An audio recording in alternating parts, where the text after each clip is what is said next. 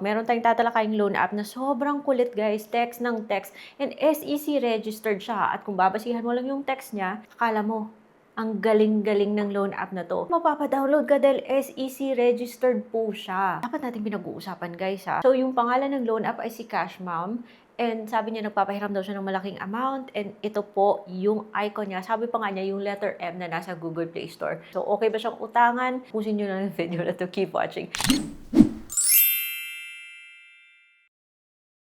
Welcome back to my channel. It's Ate Red here. Dito, nagre-review po tayo ng mga online lending platforms. Hindi po ako nagpapautang ha. Nagre-review po ako. Because my goal is financial literacy. We want to be responsible borrowers. We want to be able to manage debt dahil yung pag-uutang is not bad. It is a tool na pwede natin gamitin for our future goals. Miss Universe. This video is not sponsored and it's based on my personal experience. So matagal ko nang alam na may Cash Mom. Every time sinisilip ko siya sa Google Play Store, yung loan app na to ay konti lang yung stars. Tapos meron pa mga, medyo hindi pa maganda yung mga ratings niya, yung mga sinasabi ng tao. But then recently, text siya ng text, guys. And grabe yung marketing niya, napaka-promising. Mapapa-download ka talaga kung hindi ka careful.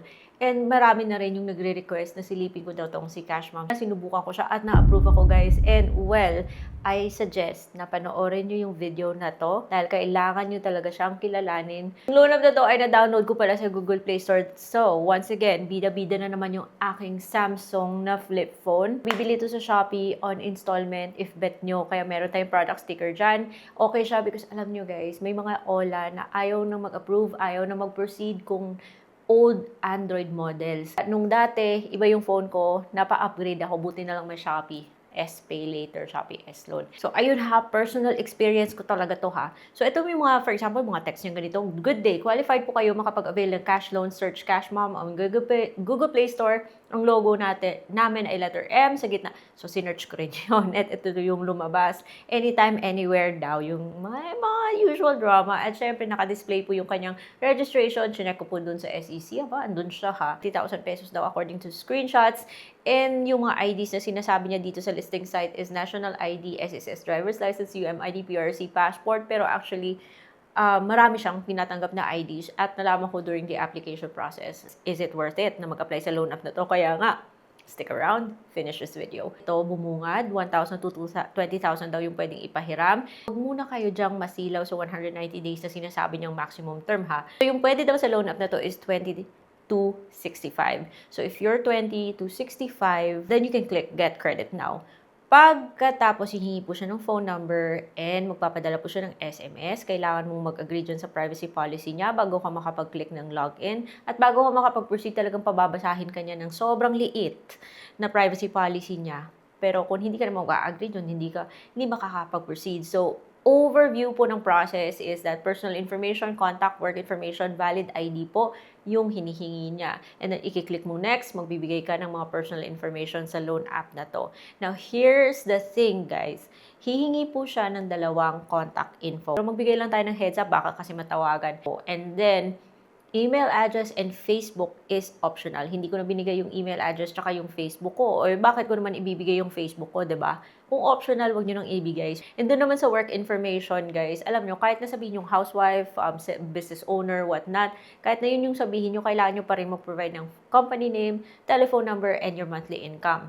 So, regardless of the category na pipiliin nyo, hindi nyo yan masiskip. Kailangan nyo talaga i-provide. Pero, for your reference, sinabi ko sa kanya sa company info, it's NA. Sa picture, sa mga photos na part, so hingi po siya ng picture ng valid ID mo, hingi siya ng picture ng work photo. So, maaaring mag-submit ng payslip, work permit, photo of workplace, remittance slip. So, pinicturean ko yung studio ko dito.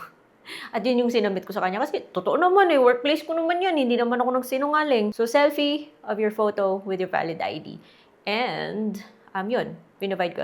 And take note, pwede siyang magpadala ng loan, mag-approve siya, kahit na yung ibigay mo sa kanyang GCash ay hindi po nakapangalan sa'yo. So please be careful with the numbers that you put here kasi baka maligaw yung pera, you can retrieve that, pero it's gonna be matrabaho. So please, make it right the first time. Dami niyang hinihingi information, guys.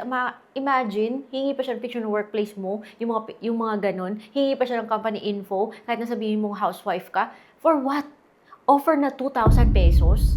Nasabi niyo mag-i-increase daw kapag and you will get a longer loan if you pay on time. Pero dito pa lang guys, obvious na eh. Dito pa lang parang masasabi mo, di na ako uulit. Di ko na to i-go. Kasi alam mo doon sa 2,000, hindi po siya buong matatanggap. Tapos, may sabi siyang service fee, 700 issued amount. At least, it's indicated.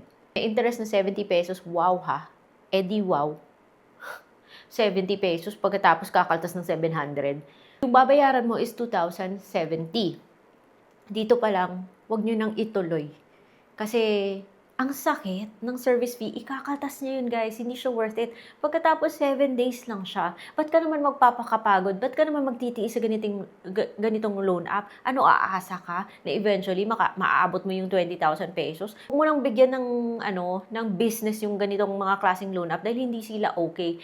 SEC registered siya ha, pero hindi po siya sumusunod sa cap ni SEC or ni BSB. Sabi niya dito pa sa kanyang loan agreement, 15% daw sinusunod niya yung required ni BSB. Pero updated po is 12%, hindi na po 15%. So, hindi siya sumusunod, hindi siya compliant. And for me, it's a big no-no. Pero tinuloy ko pa rin para full experience kasi sabi ko nga, na-approve ako. Hindi ko naman pwedeng sabihin na-approve ako, hindi ko pala natanggap. Pero doon na ako sa 1,000. Hindi naman po to auto-submit, hindi to auto-disburse, hindi po auto-submit. May dadaanan ka pa bago mo matanggap yung pera. Binaba ako siya sa 1,000 at alam ko na yung matatanggap ko is 650, 350 po yung kaltas niya. May interest siyang 35 na idadagdag, which is not compliant sa cap on interest rates ni SEC. Nako, SEC, paki-check yung loan app na to. SEC registered pa naman. And hihingi po siya ng best time to call.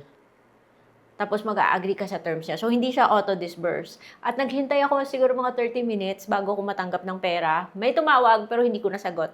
At least kahit na hindi ko nasagot, natanggap ko pa rin yung 650. Binayaran ko siya kaagad at hinanap ko yung cancel. Unfortunately, wala siyang cancel, wala siyang delete account. Na dapat meron eh. Kung nag-email ako customer service at hanggang ngayon wala pang sumasagot. So, pagkatapos mong bayaran yung 1,000 na loan, 1,035, which by the way, na-receive ko 650, ganun pa rin, 2,000 pa rin. Ganun pa rin, 7 days pa rin. Ganun pa rin, may kaltas pa rin. So, this loan app, it's a big no. Naalala ko tuloy si Funpera, tsaka sa Instaloan. Ganito din yung drama. Instaloan, at least si Funpera, umiba na nagkumakaltas mo siya, pero at least 2 payments na 30 days to pay na siya. Eto naman, 7 days. Tapos may kaltas pa, parang scam. SEC registered pa to. So, dapat tinitingnan to ni SEC. Dapat hindi nakakalusot yung mga ganito. Walang magrereklamo, patuloy pa rin may mag-uutang, kaya makupal sila.